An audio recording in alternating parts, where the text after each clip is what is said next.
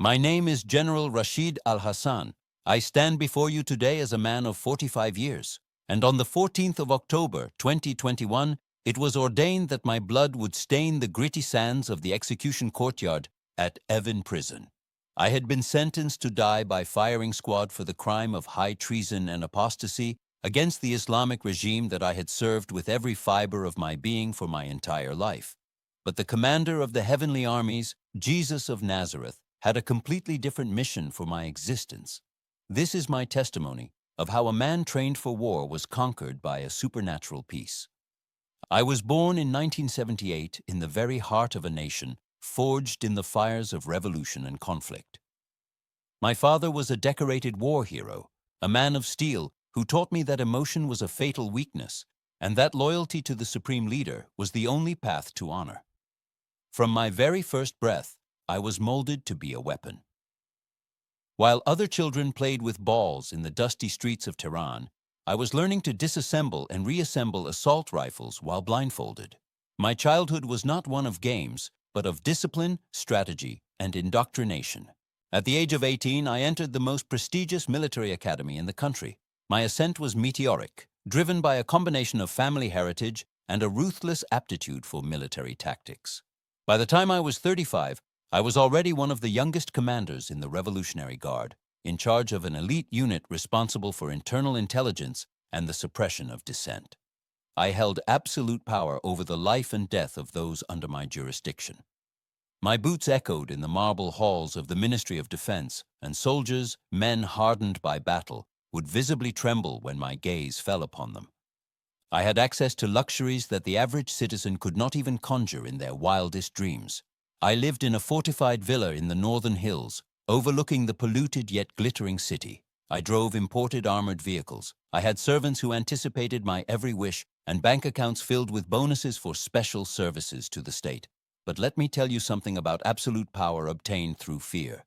It is a slow-acting poison that corrodes the very bones. Despite the medals that weighed heavy on my chest, my interior was a barren, sterile wasteland. I had witnessed and ordered acts that would wake me in the middle of the night bathed in cold sweat.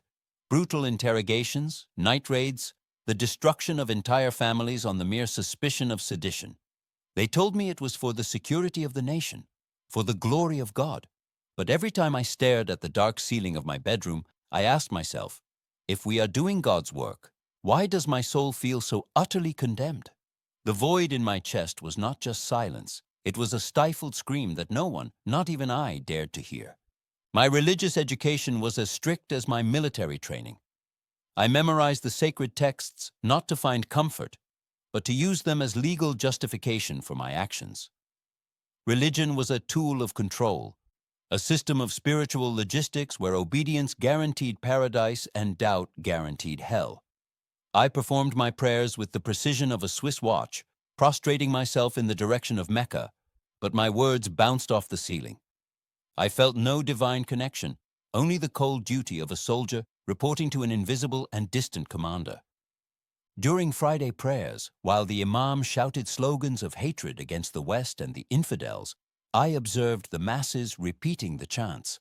I saw the anger in their eyes, but also the fear, and I wondered, is this all that God offers? Perpetual hatred and eternal war. The morality police, who operated under my indirect supervision, arrested women for showing a centimeter of hair or young people for listening to forbidden music. I signed the arrest warrants, convincing myself that I was maintaining moral order. However, the hypocrisy of the system suffocated me. The same leaders who preached austerity held decadent parties behind closed doors. As I earned more stars on my uniform, the pressure intensified. My superiors expected me to be the next Minister of Defense. They saw me as the perfect successor, cold, efficient, with no family to distract me, as I had sacrificed my personal life for the career. I felt like a tank of war, armored on the outside, but claustrophobic and filled with explosive machinery on the inside. Ask yourself this question right now.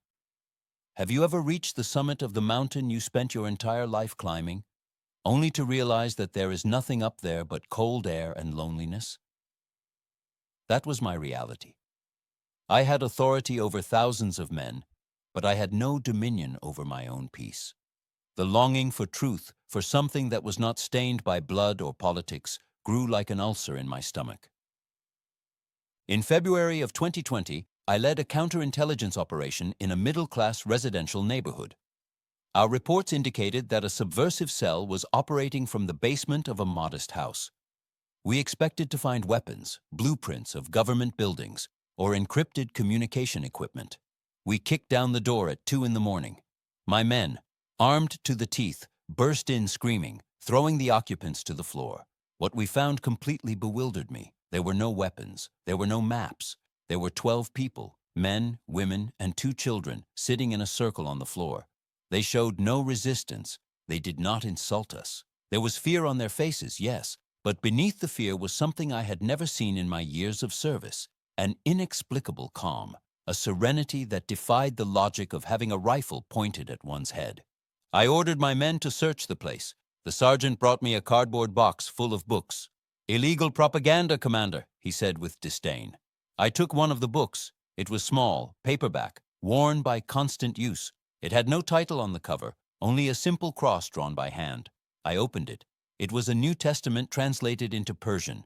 According to protocol, I was supposed to burn that material and arrest everyone for apostasy, a crime that carried the death penalty. I looked at the leader of the group, an elderly man with calloused hands.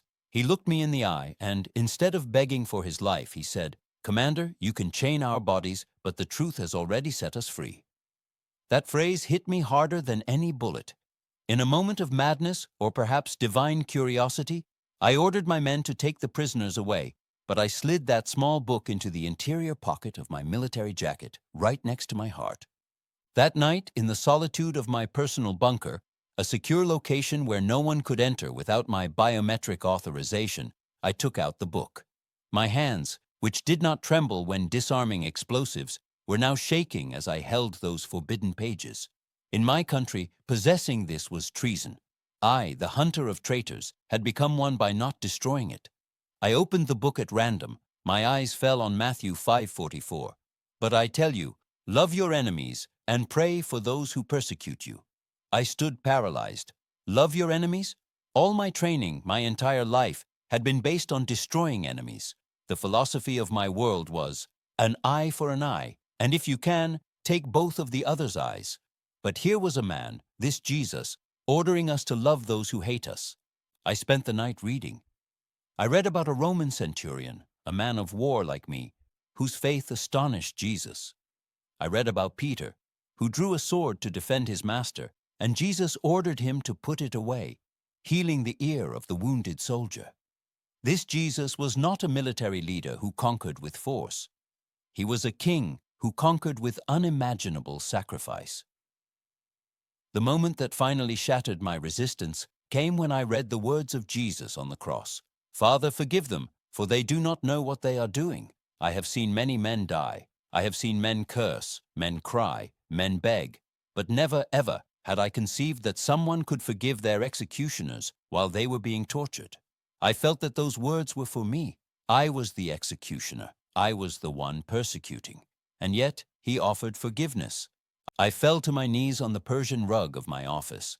General Rashid, the feared commander, wept like a child. They were not tears of sadness, but of a deep cleansing, as if a dam had broken inside me, washing away decades of guilt and blood. I said to him, "Jesus, if you are real, if you can forgive a man with hands as stained as mine, I surrender my sword to you. I surrender my life to you. You are my true commander now." Subscribe to the channel if you are enjoying this story and want to hear more testimonies of power and faith. Your subscription helps us bring these messages to more people who need hope. In the following months, I led a double life. By day, I remained General Al-Hassan, attending strategy meetings and supervising troops. But by night, I was a secret disciple. My behavior began to change subtly. I stopped authorizing torture. I began to intentionally fail to find certain underground Christian cells, diverting patrols toward empty warehouses. I treated my subordinates with respect instead of contempt. I knew I was walking on the edge of a razor. The counterintelligence of our regime is paranoid and omnipresent. I had a rival, Colonel Jafar, an ambitious man who coveted my position. Jafar had noticed my changes. He noticed that I no longer attended public executions with the same fervor. He noticed that I spent hours locked in my office. On September 20th, 2021, disaster struck. I had briefly left my office to take an urgent call from the ministry, and I made the fatal mistake of leaving my safe ajar due to an oversight, something I never did. The New Testament was there, along with a journal where I had written my prayers and reflections on Christ. When I returned, Jafar was sitting at my desk with the book in one hand and my journal in the other. A smile of twisted triumph crossed his face. Behind him were 4 agents from the Internal Affairs Unit with their weapons drawn and aimed at my chest. "General Rashid," Jafar said with a soft and poisonous voice, "I always suspected you had gone soft. But this is more than weakness. This is treason against the state, the prophet, and the revolution." I did not try to resist. I knew that at that moment any physical struggle was futile. I felt a strange peace, the same peace I had seen in the eyes of those Christians months ago. "It is the truth, Jafar," I said firmly, "and it is the only truth that matters." They beat me right there. They ripped the insignias from my uniform, a public disgrace designed to break my spirit. They handcuffed me and dragged me out of the building with a black bag over my head, parading me before the very soldiers who hours before had saluted me with reverence. I was taken to Evin Prison, to Ward 209, the notorious section controlled by the Ministry of Intelligence for political and national security prisoners. My cell was a concrete coffin, windowless, with a white light turned on 24 hours a day to make me lose track of time. The interrogation was brutal. They were not looking for military information. I had given it all in my years of service. They wanted me to renounce Jesus.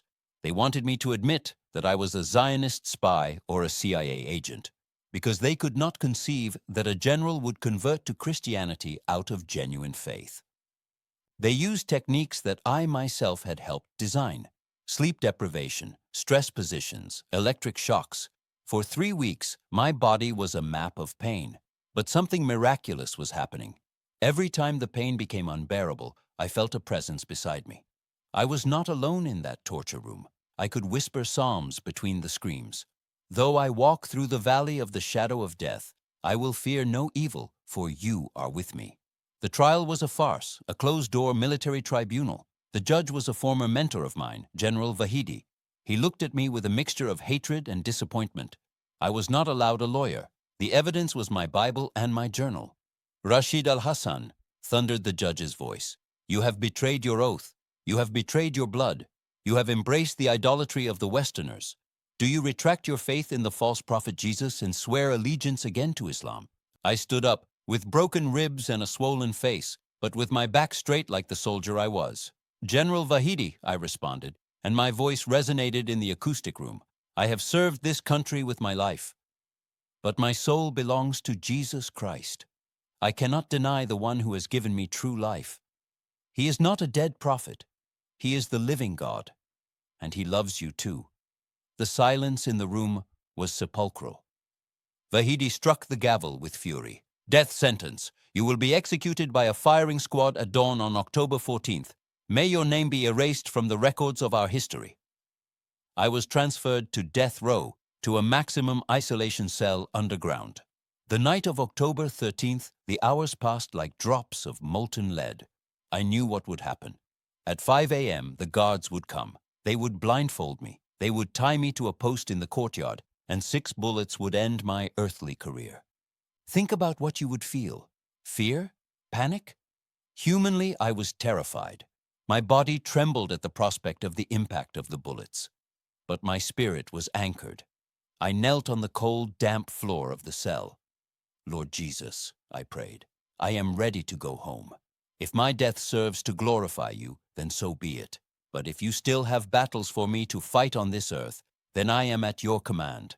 Your will be done." It was 3 o'clock in the morning. The silence of the prison was absolute, broken only by the distant dripping of a pipe.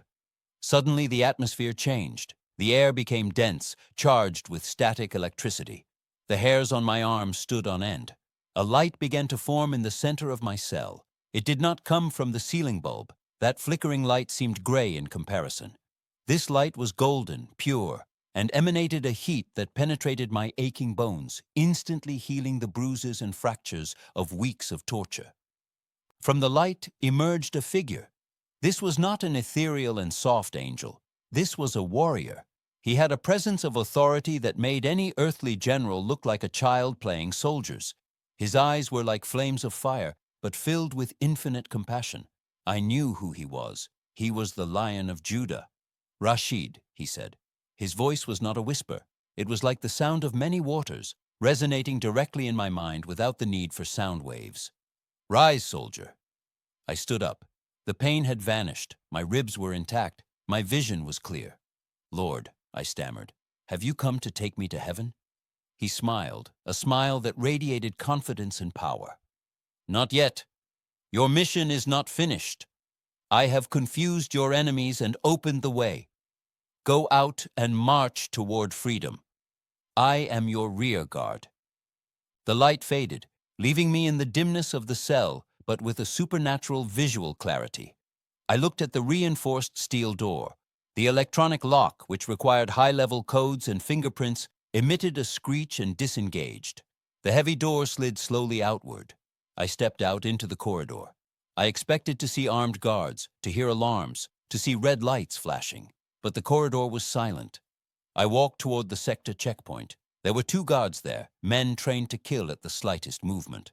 They were sitting with their eyes open, staring at the monitors, but they were completely motionless, like wax statues. They did not blink. They did not breathe visibly. Time seemed to have stopped for them. I walked in front of them, waving my hand in front of their faces. Nothing. God had put them into a deep sleep or had halted their perception of reality. I continued advancing. I passed through 3 more checkpoints. At each one, the doors opened by themselves moments before I arrived, and the guards remained in that state of supernatural suspension. I reached the outer courtyard. The searchlights from the watchtowers swept the ground. I knew the pattern. If the light touched you, the snipers fired. But that night, the searchlights seemed to avoid my path as if repelled by an invisible force field. I walked through the shadows, invisible to human and electronic eyes. I arrived at the rear perimeter gate, a supply exit that was always guarded by an armored vehicle and 4 men. The gate was ajar. The guards were sound asleep on the hood of the vehicle, snoring loudly. I stepped out onto the cold street of Tehran. I was a free man, wearing the gray prisoner's uniform, in the middle of one of the most surveilled cities in the world. But God does not do things halfway. 200 meters from the prison, in a dark alley, there was an old sedan parked with the engine running and the driver's door open. There was no one inside. I approached with caution. On the passenger seat was a bag. Inside I found civilian clothes, some cash, and a map with a route marked toward the northwest border, toward the mountains of Kurdistan. I do not know which angel or which brother in the faith, guided by the Holy Spirit, left that car there, but I knew it was my transport. I drove for 12 hours straight, avoiding major highways and known checkpoints. My military training served me to navigate the smuggling routes. Every time I saw police lights in the distance, a supernatural calm told me when to turn and when to wait. I reached the mountains at sunset. I had to abandon the car and continue on foot. The terrain was treacherous, full of landmines remaining from old wars and border patrols. I walked for 2 days and 2 nights, with barely any water or food. The cold of the mountain was brutal, but the fire I felt inside me kept me warm. On the 2nd night, while crossing a snowy pass, I heard dogs barking and voices. A border patrol had tracked me. I saw the beams of their flashlights approaching rapidly. I was trapped against a cliff. I had no weapons. I was exhausted. "Lord," I whispered, "did you take me out of prison to die here in the snow?" Then, a thick and sudden fog descended upon the mountain. It was so dense that I could not see my own hand in front of my face. The voices of the soldiers became confused. I heard them shouting at each other, disoriented, unable to find the trail or see one another. The dogs whined and refused to advance. Covered by the cloud of God, I walked right through their line, invisible and undetectable. I crossed the border that dawn. When the fog lifted, I was in safe territory, far from the jurisdiction of the regime. I fell to my knees on foreign soil and kissed the ground. I did not cry for myself, but for the unwavering faithfulness of my new commander. I had escaped from the most secure fortress in my country, not with bullets or bombs, but with the power of the name of Jesus. I managed to contact international Christian organizations that helped me relocate to a safe place in Europe. The transition was not easy. I went from being a feared general to being an anonymous refugee. I had to learn a new language, new customs, and live with the constant threat that the regime's agents could find me. There is a death sentence, fatwa, on my head that will never expire. But the life I gained is infinitely superior to the one I lost. 6 months after my arrival, I was baptized in the Atlantic Ocean. As the cold waters covered my head, I buried General Rashid, the man of war and blood. And I emerged as a servant of peace, a soldier in the army of love. Today I study theology and missionary strategy. I use my knowledge of structure and organization to help coordinate support networks for the persecuted church in my native country. God has turned my military experience into a tool to expand His kingdom. I have had the privilege of speaking with other former military men and seeing their hearts of stone break before the gospel. The loss of my status, my wealth, and my earthly power is a small price to pay. My former colleagues call me a traitor. My family has disowned me. But I have found a larger family in the faith, brothers and sisters who would give their lives for me, not out of obligation, but out of love. I ask you, who are listening to this from the safety of your home or perhaps from a place of struggle? Who is your commander? To whom are you giving your loyalty? The world promises you power, recognition, and security, but they are illusions that fade when you face eternity. Jesus is not just a religious figure to decorate a wall. He is the King who breaks steel chains, who blinds armies, and who walks into torture cells to rescue His children. He can free you from your prison, be it a real cell, an addiction, a depression, or a life empty of purpose. If God could take a hardened general from death row and transform him into a pastor, imagine what He can do with your life if you surrender to Him. No military rank is needed to serve Him, only a heart willing to say, "Lord, here I am." Jesus is alive. I saw Him in that cell. I feel Him right now as I write this, and He is waiting for you. Subscribe if you believe that God exists and that He continues to perform miracles today. Leave a comment if you want us to pray for you. See you in the next testimony of faith.